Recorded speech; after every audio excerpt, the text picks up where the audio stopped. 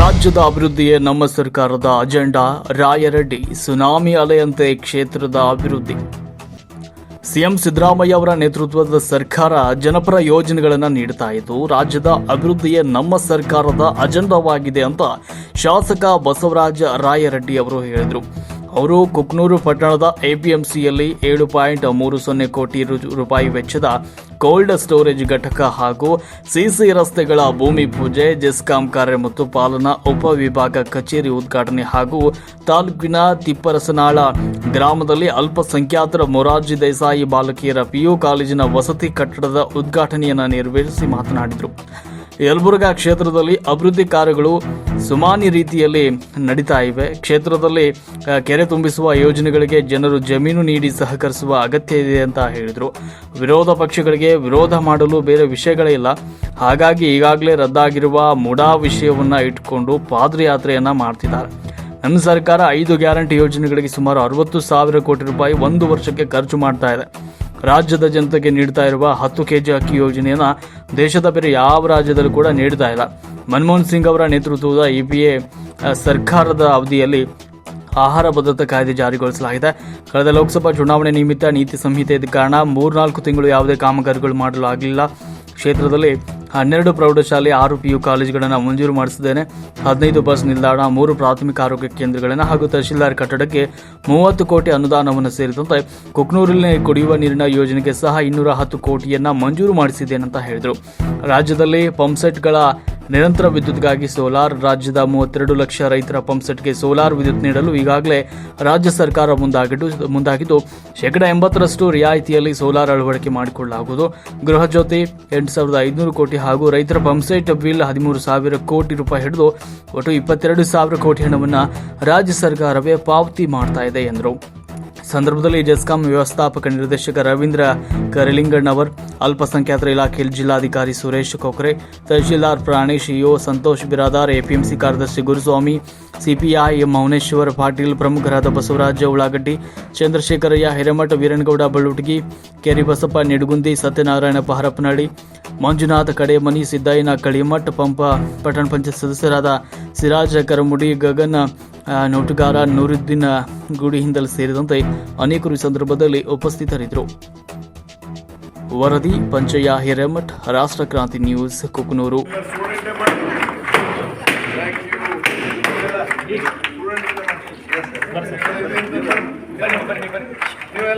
ನೀವು ಬೇಕಾ ಎನ್ನುವಂತಹ ಪರಿಸರ ಸಂರಕ್ಷಣೆಯ ಸಾಲುಗಳೊಂದಿಗೆ ಮಾನ್ಯ ಬಸವರಾಜ ರಾಯರೆಡ್ಡಿ ಸಾಹೇಬರು ಹಾಗೂ ವೇದಿಕೆ ಮೇಲಿನ ಸರ್ವ ಗಣ್ಯ ಸಬ್ ಡಿವಿಷನ್ ಉಪವಿಭಾಗದ ಉದ್ಘಾಟನೆ ಹಾಗೂ ಇನ್ನಿತರ ವಿವಿಧ ಅಭಿವೃದ್ಧಿ ಕಾರ್ಯಕ್ರಮಗಳ ಒಂದು ಚಾಲನೆಯನ್ನ ಈ ಒಂದು ಯಲಬುರ್ಗಾ ಕುಕನೂರಿನಲ್ಲಿ ನೆರವೇರಿಸಲು ಹಮ್ಮಿಕೊಂಡಿರುವ ಈ ಒಂದು ಸಮಾರಂಭದಲ್ಲಿ ಈ ನಾಡಿನ ಹಿರಿಯ ನಾಯಕರು, ಕರ್ನಾಟಕ ಸರ್ಕಾರದ ಘನ ಮುಖ್ಯಮಂತ್ರಿಗಳ ಒಂದು ಆರ್ಥಿಕ ಸಲಹೆಗಾರರು, ಕ್ಯಾಬಿನೆಟ್ ದರ್ಜೆಯ ನಾಯಕರು ಆದಂಥ ಸನ್ಮಾನ್ಯ ಶ್ರೀ ಬಸವರಾಜ ರಾಯರೆಡ್ಡಿ ಸಾಹೇಬ್ರೆ, ಉಪಸ್ಥಿತರಿರತಕ್ಕಂಥ ಈ ಒಂದು ಸನ್ಮಾನ್ಯ ಶ್ರೀ ಕಾಸಿಂ ಸಾಬ್ ತಳಕಲ್, ಉಪಾಧ್ಯಕ್ಷರು, ಜಿಲ್ಲಾ ಗ್ಯಾರಂಟಿ ಅನುಷ್ಠಾನ ಸಮಿತಿ ಕೊಪ್ಪಳ, ಹಾಗೂ ಶ್ರೀ ಶಿವಾನಂದ್ ಪಾಟೀಲ್ ಮತ್ತು ಇತರ ಎಲ್ಲ ಒಂದು ಇಲ್ಲಿ ಇರ್ತಕ್ಕಂಥ ಎಲ್ಲ ಹಿರಿಯ ಗಣ್ಯರು, ಈ ಒಂದು ಕುಕನೂರು ತಾಲೂಕಿನ ಸಮಸ್ಯೆ ಅಂದ್ರೆ ಒಬ್ರು ಕೊಡಕ್ತಾ ಇರಲ್ಲ. ರೈತರು 25 ಕೊಡ್ಸ್ರಿ 30, ಈಗ ಕ್ಲೋಸ್ ಮಾಡಿಬಿಟ್ವಿ ಅಂದ್ರೆ ಎರೆ ಭಾಗದಲ್ಲಿ ಕರ್ಮೂಡಿಯಿಂದ ಹಿಡಿದು ಸಂಗನಾಳವ್ರಿಗೆ ಹಿಂಗೆ ರೌಂಡ್ ಹಾಕಿ, ಅಂದ್ರೆ ಮುಧೋಳದಿಂದ ಹಿಡಿದು ಏನು ಮಾಡ್ತಾ ಇದೀವಲ್ಲ, ಸುಮಾರು 18 ಗ್ರಾಮಗಳು ಇಲ್ಲೇ ಬರ್ತವೆ.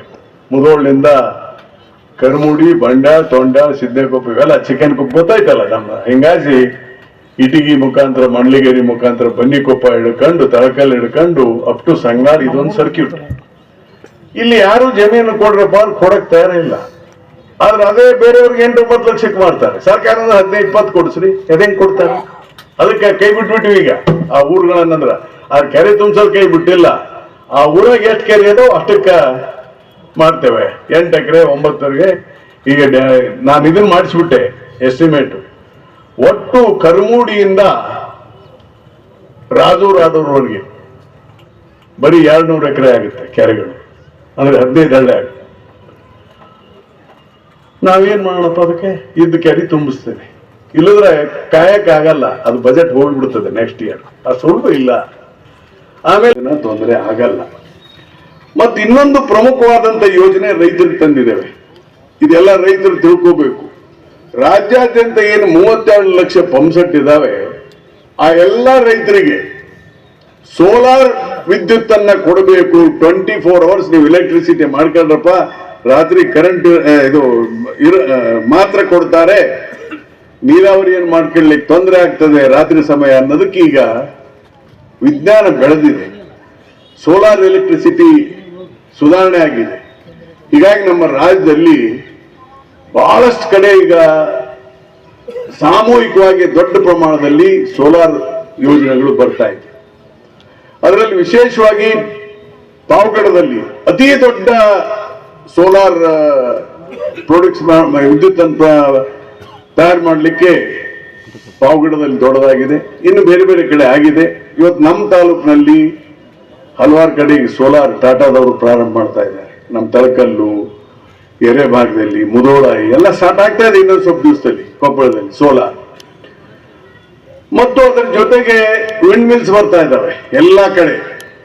ವಿಶೇಷವಾಗಿ ನಮ್ಮ ಕುಷ್ಟಗಿ ತಾಲೂಕ ಇದ್ರದ್ದು ಹನುಮಸಾಗರ ಗುಡ್ಡಗಳು ತರ್ಟಿಯಲ್ಲಿ ಸಿದ್ದರಾಮಯ್ಯನವರು ಏನೂ ಮಾಡಿಲ್ಲ, ಭ್ರಷ್ಟಾಚಾರ ಇಲ್ಲ, ಏನಿಲ್ಲ. ಅವರು ಹೆಂಡತಿ 3.5 ಎಕರೆ ಜಮೀನನ್ನ ಆ ಮೈಸೂರು ಅರ್ಬನ್ ಡೆವಲಪ್ಮೆಂಟ್ ಅಥಾರಿಟಿಯವರು ಇಲ್ಲಿಗಲ್ಲಿ ವಶಪಡಿಸಿಕೊಂಡಿದ್ದಾರೆ.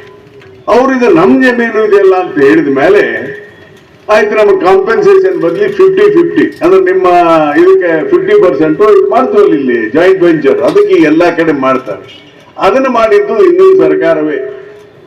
ಅದನ್ನು ಸಿದ್ದರಾಮಯ್ಯ ರದ್ದು ಮಾಡಿದ್ದಾರೆ. ಬಹಳ ಜನಕ್ಕೆ ಗೊತ್ತಿಲ್ಲ ಇದು. ಸಿದ್ದರಾಮಯ್ಯನವರು ಆ ಅಲಾಟ್ಮೆಂಟ್ ಅನ್ನು ರದ್ದು ಮಾಡಿದ್ದಾರೆ. ಇವತ್ತು ನಾನು ಅದಕ್ಕೆ ಪ್ರಶ್ನೆಯಲ್ಲಿ ಹೇಳಿದೆ, ಇದು ಯಾರು ಹೇಳಲಿಲ್ಲ, ಇದನ್ನ ಏನ್ ಮೂಡ ಮಾಡಿತ್ತು ಅದು ಸರಿ ಇಲ್ಲ ಅಂತ ಹೇಳಿ ರದ್ದು ಮಾಡಿದ್ದಾರೆ. ಅದು 50-50 ಏನಾಗಿದೆ ರದ್ದಾಯ್ತದೆ. ಹೀಗಾಗಿ ಯಾವಾಗ ರದ್ದು ಮಾಡ್ಯಾರೆ? 27/10/23 ಡೇಟ್ ಹೇಳ್ತೀನಿ ನೋಡಿ, ಅವಾಗ ರದ್ದು ಮಾಡ್ಯಾರ ಅವರು. ಆದ್ರೆ ಈ ರದ್ದು ಮಾಡಿದ್ದನ್ನ ಅವ್ರು ಏನು ಅಂತಾರೆ, ನೀವು ಎದಕ್ಕೆ ಒಪ್ಪಿಲ್ರಿ? ನಾವು ಒಪ್ಪಿಕೊಂಡು ನಮ್ಮ ಜಮೀನಿತ್ತು, ನೀವು ಕೊಟ್ಟಿದ್ದೀರಿ ಮೂಡಾದವರು. ಹೀಗಾಗಿ ಅನಿವಾರ್ಯ ಇಂಥ ತಲೆ ಈ JDS MLAಗಳು ಇವರು ಮತ್ತೆ ಅವರು ಲ್ಯಾಂಡ್ ಕೊಟ್ಟರೆ ಅವ್ರಿಗೂ 50 ಕೊಟ್ಟಿದ್ದಾರೆ. ಎಲ್ಲವೂ ರದ್ದು ಮಾಡಿಬಿಟ್ಟಿದ್ದಾರೆ CM. ಹೀಗಾಗಿ ಅನಾವಶ್ಯಕವಾಗಿ ಯಾವುದೇ ಕರ್ನಾಟಕದ ಸರ್ಕಾರದ ಮೇಲೆ ಕಪ್ಪುಚುಕ್ಕೆ ಇಲ್ಲ, ಹೇಗಾರು ಮಾಡಿ ಅವ್ರನ್ನ ಕೆಡಿಸ್ಬೇಕು ಅಂತ ಹೇಳಿ ಇದನ್ನ ದುರುದ್ದೇಶದಿಂದ ದುರುಪಯೋಗ ವಿರೋಧ ಪಕ್ಷ ಮಾಡ್ತಾರೆ. ಇದು ಸರಿಯಲ್ಲ, ಇದು ಸರಿಯಲ್ಲ. ಅದರಿಂದ ಏನೂ ಆಗಲ್ಲ. ಯಾರೋ ಇದನ್ನು ಕೊಟ್ಟಿರ್ಬೋದು, ನೋಟಿಸ್ ಕೊಡ್ಬೋದು, FIR ಯಾರು ಬೇಕ ಮೇಲೂ ಹಾಕ್ಬೋದು. ಆ ಚಾರ್ಜ್ ಶೀಟ್ ಹಾಕುವಾಗ ಪೊಲೀಸರು ಸುಮ್ಮನೆ ಹಾಕ್ಬಿಡ್ತಾರೆ ಇದನ್ನು ಚಾರ್ಜ್ ಶೀಟ್. ಯಾರ ಕಂಪ್ಲೇಂಟ್ ಕೊಟ್ಟರೆ ತಗೊಳ್ತಾರೆ. ಅದರಿಂದ ಯಾವುದೇ ಸಮಸ್ಯೆ ಇಲ್ಲ. ಮುಖ್ಯಮಂತ್ರಿ ಸಿದ್ದರಾಮಯ್ಯನವರು ಯಾವುದೇ ಪರಿಸ್ಥಿತಿಯಲ್ಲಿ ಕೆಳಗಿಳಿಯುವಂತ ಪ್ರಶ್ನೆ ಬರೋಂಗೆಲ್ಲ ಕೇಳ್ತಿರ್ತಾರೆ ನಮ್ಮಲ್ಲಿ. ಆ ಪ್ರಶ್ನೆ ಉದ್ಭವಿಸುವುದಿಲ್ಲ. ಯಾವುದೇ ಕಾನೂನಿನ ಸಂಕಷ್ಟ ಇಲ್ಲ. ಸಿದ್ದರಾಮಯ್ಯ ಎಂದು ಕಾನೂನು ವಿರೋಧಿ ಮಾಡಲ್ಲ. ಯಾಕಂದ್ರೆ ಈ ಹಿಮ್ಸೆಲ್ಫ್ ಇಸ್ ಅ ಲಾಯರ್. ಯಾರು? ಸಿದ್ದರಾಮಯ್ಯ. ಲಾ ಓದ್ತಾರೆ, MLA ಮಂತ್ರಿ ಆದ್ರೆ ಬಹಳ ಹುಷಾರಾಗಿರ್ತಾರೆ. ಯಾಕಂದ್ರೆ ಅವ್ರಿಗೆ ಕಾನೂನು ಗೊತ್ತಿರ್ತದೆ. ಕಾನೂನು ಗೊತ್ತಿದ್ದವ್ರು ನೋಡಿ, ನೀವು ಕಾನೂನು ಗೊತ್ತಿದ್ದವರು ಬಹಳ ಯೋಚನೆ ಮಾಡಿ ಮಾತಾಡ್ತಾರೆ. ಕಾನೂನು ಗೊತ್ತಿಲ್ಲದಂತವ್ರು ಸ್ವಲ್ಪ ಅಡ್ವಾನ್ಸ್ ಹೊಡಿತಿರ್ತಾರೆ. ಯಾಕಂದ್ರೆ ಅವ್ರಿಗೆ ಕಾನೂನಿನ ಪರಿಚಯ ಇರೋದಿಲ್ಲ. ಈಗ ಸಿರು ವಕೀಲರಿಗೂ ಏನ್ರಿ, ನಮ್ಮ ಹೆಗ್ಗಣ್ಣರಿಗೂ ಬಸವರಾಜ ಒಳಗಡೆಗೂ ಡಿಫ್ರೆನ್ಸ್ ಆಗ್ತದೆ. ಯಾಕಂದ್ರೆ ಸಿರು ವಕೀಲರು ಕಾನೂನು ತಿಳ್ಕೊಂಡವ್ರು ಮಾತಾಡ್ತಾರೆ. ಈ ನಾನು ಸಿರು ವಕೀಲರು ಮಾತಾಡಿದ್ದು ನಮ್ಮ ಸ್ನೇಹಿತರಿಗೆ ಇಷ್ಟ ಆಗೋದಿಲ್ಲ. ಯಾಕಂದ್ರೆ ನಾವು ಕಾನೂನು ಹೇಳ್ತೀವಿ ಅಂತ ಹೇಳಿ. ಅದಕ್ಕೆ ಸಿದ್ದರಾಮಯ್ಯ ಎಂದೂ ಇಂಥ ತಪ್ಪುಗಳನ್ನು ಮಾಡೋದಿಲ್ಲ ಅನ್ನೋದಕ್ಕೆ ನಾನು ಕಾನೂನು ಓದಿದವರು. ಹಿಂಗಾಗಿ ಅವ್ರಿಗೆ ಏನು ಸಮಸ್ಯೆ ಇಲ್ಲ ಅಂತ ಸ್ಪಷ್ಟವಾಗಿ ಹೇಳ್ತೇನೆ. ಇನ್ನ ಬಹಳ ಸಂತೋಷ, ಇವತ್ತಿನ ದಿವಸ